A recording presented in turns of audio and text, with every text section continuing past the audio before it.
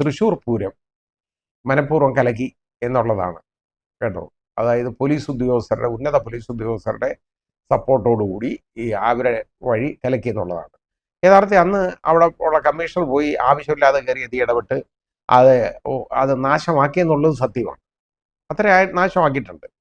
അതിൻ്റെ ദോഷം വന്നത് യഥാർത്ഥത്തിൽ സുനിൽകുമാറിനാണെന്ന് ശ്രീ സുനിൽകുമാർ വളരെ അന്തസ്സുള്ള ഒരു മനുഷ്യനാണ്, ഒരു ക്ലീൻ ഇമേജ് ഉള്ള ആളാണ്. അദ്ദേഹം പറഞ്ഞിട്ടുണ്ട് അദ്ദേഹത്തിന് ഇതിൻ്റെ കുഴപ്പം അനുഭവിക്കേണ്ടതായിട്ട് വന്നത് ഞാനാണ്. ശരിയുമാണ്. കാരണം ഈ ഗവൺമെന്റിന്റെ പിടിപ്പുകേട് എന്നുള്ളത് ഇടതുപക്ഷത്തിന് തന്നെ ബാധിക്കുന്നതല്ലേ. അങ്ങനെ വരുന്ന ഉടനെ ഇലക്ഷനെ സംബന്ധിച്ചിടത്തോളം തന്നെ അതായത് ഈ ഇരിക്കുന്നിടം കത്തിക്കുക എന്ന് പറഞ്ഞാൽ മതി, അത് തന്നെ നടന്നുകൊണ്ടിരുന്നത്. ആ രീതിയിൽ തന്നെയുള്ള ഒരു പ്രവർത്തനം നടന്നു എന്നുള്ളത് നമ്മളൊന്ന് മനസ്സിലാക്കണം.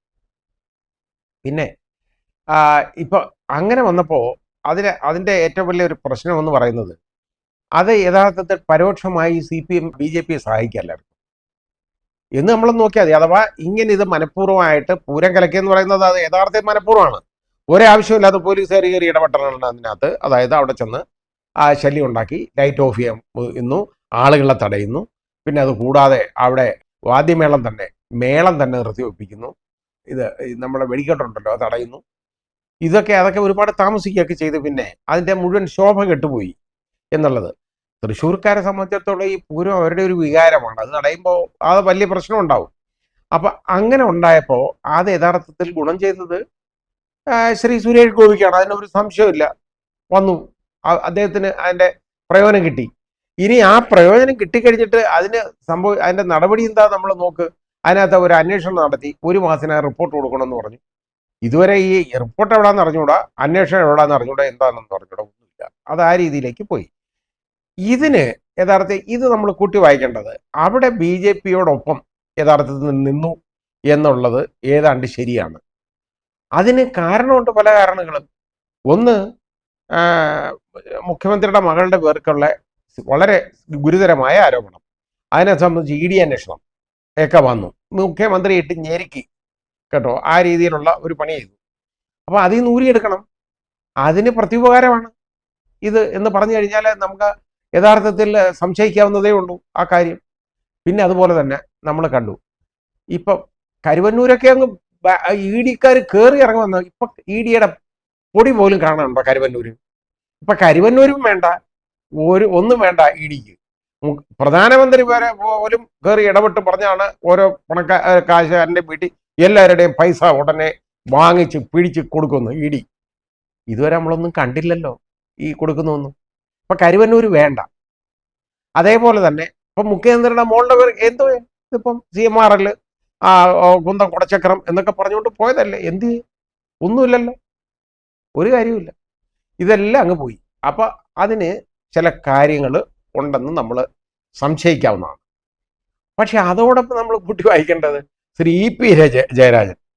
എന്തിനാ EP ജയരാജനെ ഇതിൽ നിന്ന് ഈ പദവിയിൽ നിന്ന് പുറത്താക്കിയത്? എനിക്ക് മനസ്സിലാവാത്ത ഒരു കാര്യമാണ്. കാരണം EP ജയരാജൻ പ്രകാശ് ജാവദേക്കറെ കണ്ടെന്നുള്ളതാണ്. അതാ കാര്യം. അതിന് ഈ പദവിയിൽ നിന്ന് പുറത്താക്കേണ്ട കാര്യം എന്തോ? അതിലും വലിയ നെക്സസ് അല്ലേ ഇവിടെ വേറെ ഉണ്ട്. അപ്പൊ ഇങ്ങനെയുള്ള കാര്യങ്ങൾ വരെ ചെയ്യാമെങ്കിൽ ആരെയൊക്കെ പുറത്താക്കണം ഇതിൽ നിന്ന് നമ്മൾ ചിന്തിക്കണം. ആഭ്യന്തര വകുപ്പിന്റെ വീഴ്ച മൂലം പൂരം കലക്കി എന്ന് പറഞ്ഞാൽ ആഭ്യന്തര വകുപ്പ് മന്ത്രിയാണ് അതിന് ഉത്തരവാദി എന്ന് മനസ്സിലാക്കണം. അത് ആഭ്യന്തര വകുപ്പിനെ നിയന്ത്രിക്കുന്ന ശശി, ഇവരൊക്കെ കൂടെ ചേർന്നുണ്ടല്ലേ ഈ പണി ചെയ്തേക്കുന്നത്. അതിന്റെ കാരണം എന്താണ്? കാര്യം എന്താണ്? കാര്യമെന്ന് പറയുന്നത് പേഴ്സണൽ ഗെയിൻ ആണെന്നുള്ളത് വ്യക്തമാണ്.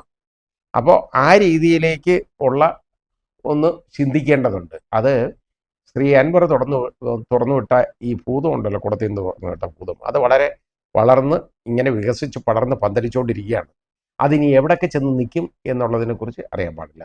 ഇത് യഥാർത്ഥത്തിൽ പാർട്ടി സമ്മേളനങ്ങൾ നടക്കുകയാണ്, ബ്രാഞ്ച് സമ്മേളനങ്ങൾ ഇങ്ങനെ നടക്കാൻ പോകല്ലേ.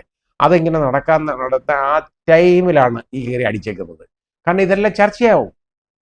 ഇത് ജനങ്ങൾ ഇത് കണ്ടുകൊണ്ടിരിക്കുകയാണെന്ന് നമ്മുടെ ബഹുമാന്യനായ മുഖ്യമന്ത്രി ഒന്ന് തിരിച്ചറിയണം.